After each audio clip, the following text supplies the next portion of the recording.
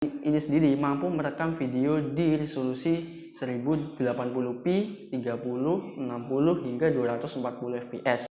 Assalamualaikum warahmatullahi wabarakatuh. Selamat datang kembali di DS Touch ID. Nah, it's been a while, udah agak lama ya terakhir kali aku muncul di channel ini. Sekarang channelnya udah ganti jadi Samsung Touch ID, soalnya videonya Samsung semua.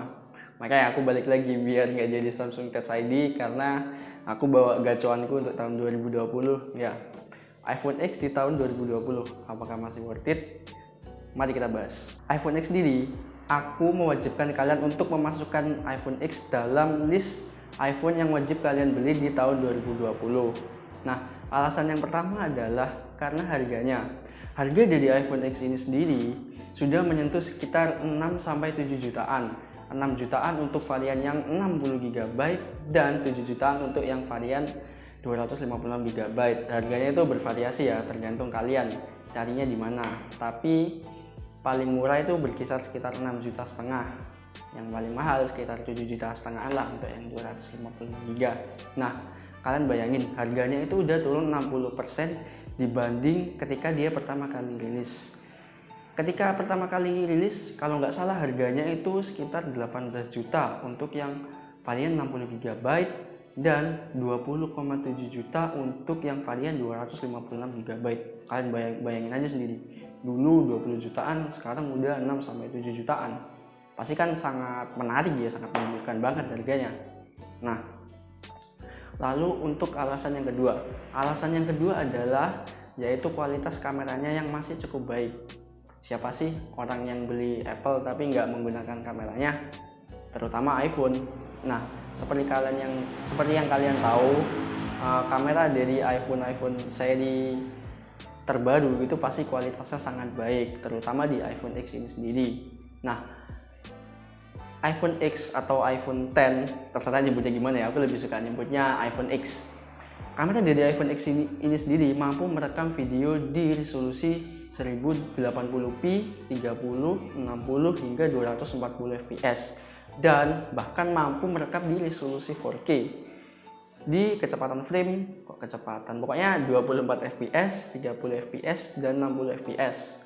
Tapi yang 60 fps itu kalau nggak salah cuman bisa dibuka di device yang menggunakan macOS High Sierra kalau nggak salah. Jadi kalau di Windows kayaknya nggak bisa dibuka yang 4K 60 fps. Tapi ya jarang banget sih kita bakal pakai resolusi 4K di 60 fps, pasti gede banget kan dan terlalu boros ke storage. Kecuali kalian emang videographer gitu, suka pakai kamera HP buat ngerekam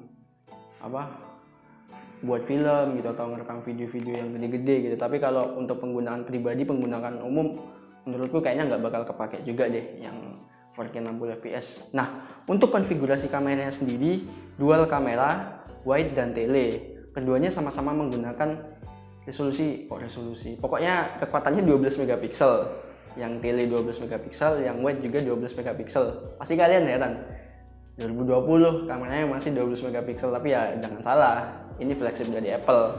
Jadi nggak perlu aku jelasin lagi gimana kualitasnya. Nanti juga bakal ada sampel image-nya. Nah, lalu gimana kamera depannya? Nah, kamera depannya sendiri menggunakan konfigurasi dual kamera. Nah, tetapi yang bisa dipakai itu cuman kamera yang satunya, yaitu yang 7 megapiksel. Bukaannya berapa ya, lupa aku. Nanti kalian bisa baca sendiri deh spek lengkapnya di GSM Arena. Nah, kamera yang satunya itu untuk biometric sensor dan depth sensor. Jadi kamera keduanya yang nggak dipakai itu digunakan untuk sensor Face ID. Jadi kalian nggak perlu menggunakan sidik jari atau segala macamnya. Jadi kalian cukup tekan tombol power aja lalu mengarahkan wajah kalian di sensor Face ID-nya di kamera depannya, nanti otomatis iPhone-nya akan terbuka sendiri. Jadi udah kekinian banget kan fiturnya, ada Face ID. Jarang-jarang kan iPhone ada Face ID, baru di seri iPhone X ini aja hadir fitur Face ID. Di seri-seri sebelumnya nggak ada kan. Nah, untuk kualitas kamera depannya gimana? Nah, kalau menurut aku pribadi ya, yang aku menggunakan selama ini udah sekitar sebulan, kualitas kamera depannya sendiri ya cukup bagus lah. Nanti ada sampel image-nya juga, bisa bikin glowing banget. Soalnya aku aja yang hitam, kalau selfie pakai iPhone di sini jadi kelihatan glowing, jadi putih. Jadi bisa buat nipu-nipu dikit lah. Jadi kelihatan cakep, yang hitam-hitam kayak aku jadi pede kalau selfie pakai HP ini. Nah, Lalu kita beralih ke alasan yang ketiga, yaitu kualitas layarnya. Ketiga kan, ya benar. Nah, kualitas layarnya sendiri cukup baik ya, sangat-sangat baik menurutku. Alasannya adalah karena iPhone X ini sendiri menggunakan panel OLED. Yang pertama di iPhone. Yang pertama di iPhone. Karena iPhone 8 Plus sendiri masih menggunakan LCD IPS. Nah, kualitas displaynya gimana? Display sendiri cukup baik ya, khasnya OLED, terutama OLED-nya Apple walaupun disuplai sama Samsung gitu.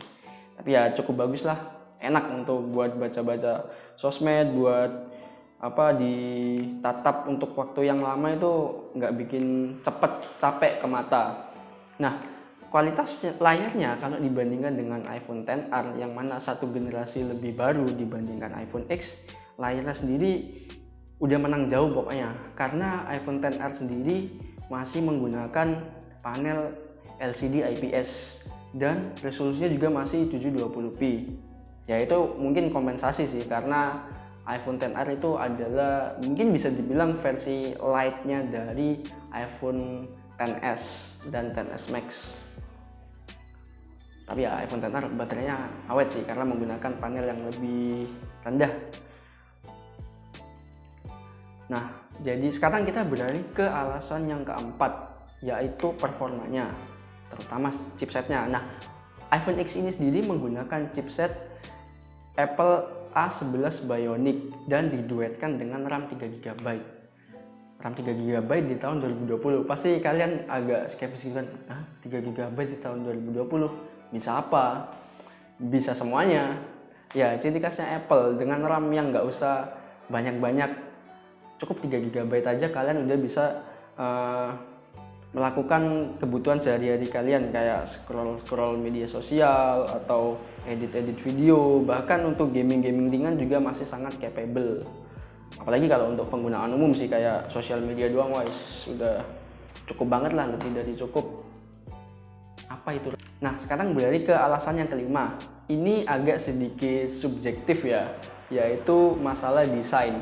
Nah, desain dari iPhone X ini sendiri merupakan desain bisa dibilang desain yang agak melenceng dibanding seri-seri sebelumnya.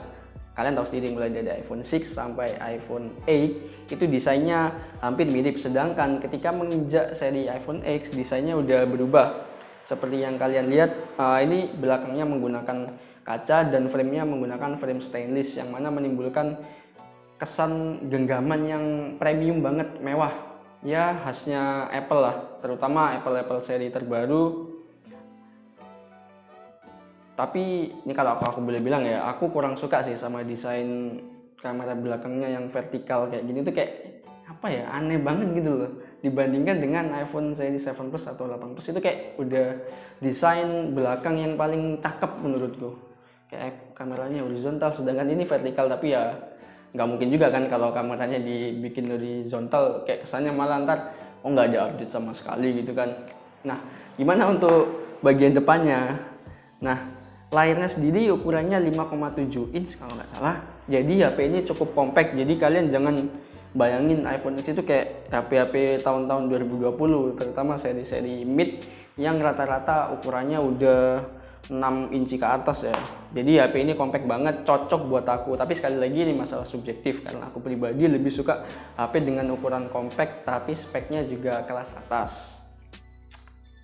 Nah, mungkin itu aja untuk alasan kenapa kalian harus beli iPhone X atau iPhone X di tahun 2020. Mungkin catatan aja buat teman-teman yang mau beli HP ini di tahun 2020, mending kalian tunggu aja ketika nanti iPhone seri 12 udah mulai sampai di Indonesia.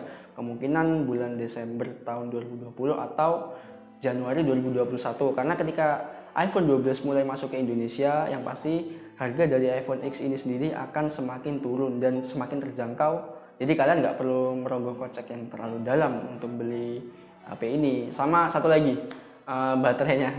Iya, baterainya itu udah bener-bener gimana ya? Nggak bener-bener sih. Kalau kalian yang tipe-tipe heavy use buat gamer, terus kalian yang kerjaannya sering-sering buka HP, aku nggak recommended banget, karena screen on time-nya itu kalau nggak salah selama ini aku pakai itu ya cuman bertahan di 4 sampai 5 jam, itu pun jarang banget sampai 5 jam, rata-rata 4 jam.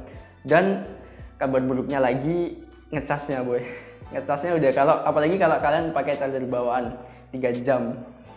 3 jam, bayangin kalian ngecas 3 jam, makainya cuma 4 jam. Kan rasanya kayak agak nggak fair gitu ya. Jadi solusinya mungkin kalian bisa beli charger aftermarket atau menggunakan charger iPad yang udah di atas 10 watt, atau 10 watt pun juga udah cukup cepat sih. Tapi mungkin yang akan jadi korban adalah baterai health kalian atau kesehatan baterai. Oh ya, aku lupa bilang, HP ini udah ada di aku selama 1 bulan dan kebetulan baterai health-nya itu 89%. Itu baterai ori yang mana menurutku sih cukup bagus ya, untuk 89% itu cukup awet. Mungkin kalau nanti kalian beli dan dapat baterai health yang di atas 95% bakal lebih awet lagi baterainya. Tapi kalau dibilang awet ya nggak bisa awet-awet banget gitu. Dan ya itu ngecasnya lama. Jadi itu catatan aja buat kalian kalau mau beli iPhone X di tahun 2020. Oh ya, mungkin aku kemarin sempat open question di WhatsApp story aku. Mungkin buat teman-teman yang mau bertanya seputar iPhone X. Jadi nggak akan aku jawab satu persatu, tapi insya Allah udah masuk dalam poin-poin yang udah aku jelasin itu tadi. Nah, mungkin kalau kalian ada pengalaman tentang iPhone X, kalian bisa tulis di kolom komen buat kalian yang mau punya saran-saran lebih untuk teman-teman yang mau beli iPhone X, atau kesan dan pesan kalian selama menggunakan iPhone X. Kalian boleh banget ditulis di kolom komen biar teman-teman yang lain juga pada tahu. Oh ya, sebelumnya aku minta maaf kalau mungkin ada kesalahan dari yang aku jelaskan itu tadi, karena yang aku jelaskan itu tadi berdasarkan pengalaman pribadiku. Nah, mungkin itu aja. Jangan lupa like videonya kalian kalau kalian suka, dan dislike kalau kalian nggak suka. Mungkin temanku ini lupa ngomongin ya, jangan lupa subscribe dan komen. Temanku tuh sering lupa dia kayaknya. Jadi kalian jangan lupa subscribe, karena biar kita makin semangat dan kalian juga semakin sering dapat update terbaru dari kami. Dan jangan lupa juga nyalakan loncengnya biar kalian selalu dapat notifikasi kalau ada video terbaru dari kami. Nah, mungkin itu aja untuk iPhone X di tahun 2020 atau 2021. Wassalamualaikum. Dadah.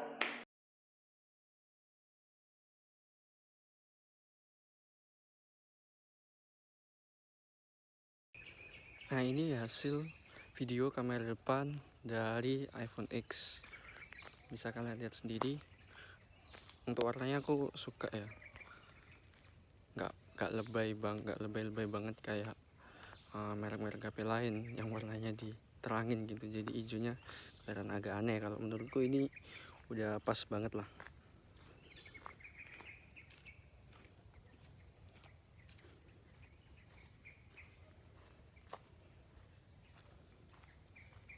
Mantap.